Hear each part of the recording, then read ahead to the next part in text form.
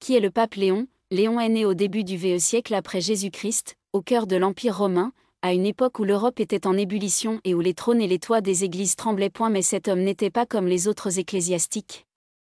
Il avait une voix forte, un cœur inébranlable et une plume qui écrivait les enseignements que l'Église répète depuis plus de 1000 ans. Un moment inoubliable, face à Attila le 1 en 452 après Jésus-Christ, Rome était au bord de l'effondrement. Attila le 1, le fléau de Dieu, comme l'appelaient les Romains, marcha avec son armée de fer pour détruire la capitale de la gloire. Mais celui qui sortit à sa rencontre n'était ni un chef militaire, ni une armée, mais un homme en blanc, c'est Léo. Le pape Léon lui-même, sans escorte, sortit et rencontra Attila au bord du Pô, dans le nord de l'Italie. Que lui a-t-il dit?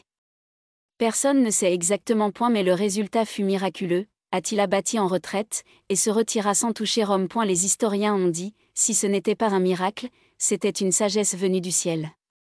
Pourquoi l'appelle-t-on le Grand? Parce qu'il n'était pas seulement un pape à la tête de l'Église, mais un penseur, un théologien et un ardent défenseur de la foi catholique. Il a affronté les divisions doctrinales, établi le concept des « autorités romaines » dans la doctrine chrétienne et écrit de grandes lettres qui sont devenues partie intégrante des conciles œcuméniques. À une époque où l'Empire s'effondrait, il fut celui qui préserva ce qui restait de civilisation, d'espoir et de foi. En conclusion, le pape Léon Ier n'était pas seulement un clerc, il était le « gardien de Rome » et la « voix de la foi », à une époque où les armées tombaient, mais où les mots continuaient à faire des miracles. Et si vous voulez voir comment une personne peut changer le cours de l'histoire sans lever l'épée, considérez l'histoire de Léon le Grand.